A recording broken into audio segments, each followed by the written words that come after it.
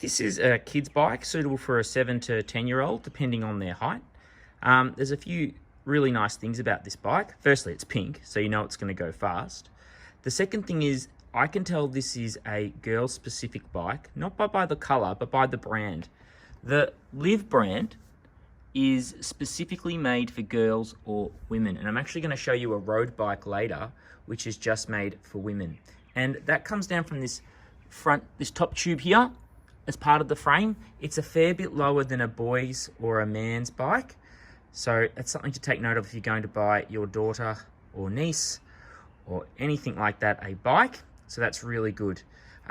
This bike has brake levers. As I can see here, this is called a brake lever, and we've got our handles here, and we've also got our bell here. The brake lever runs a cable all the way to the back of the bike, this one does, and I'll just follow it along here. It goes through here, perfect, and it comes to these brakes at the back of the bike. When we press the lever up here, it actually tightens that cable and causes the brakes at the back to go on our wheel rim and stops it from moving. I might try and get another sideways angle there. There you go. Now that bike can't move. All right, there are our brakes. It's really important to know if we're riding our bike, if we put on our brakes and we've got brake levers, we want to use the brakes on the left-hand side when we're looking forward. So if I'm looking this way, the one on the left-hand side, and a good little trick is to always put the bell on the side that they should pull the brakes on first. The reason we do that is if we're riding the bike and we put on the brake levers for the back, the bike will slow down automatically and it'll keep the back wheel down.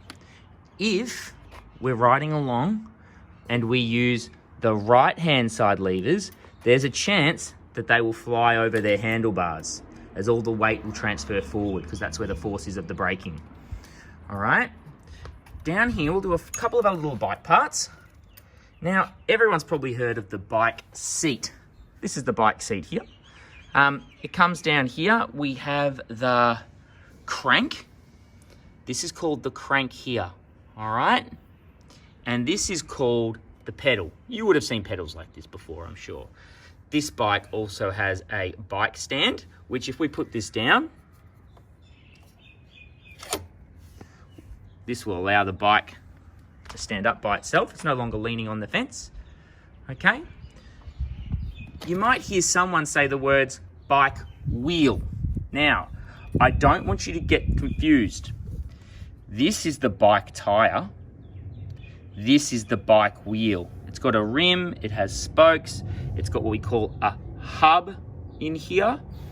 This is our bike wheel.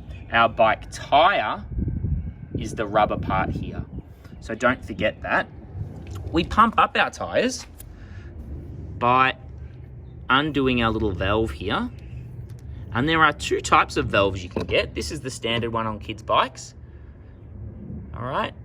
It's nice and big, and you'll see your bike pump will fit to that. All right. This one also has a little bit of suspension, all right, which will help with softening when you're riding over any tough surfaces. It'll soften their hands so they don't feel the jolting as much. All right, and that's all we're going to do on our kids' bike today.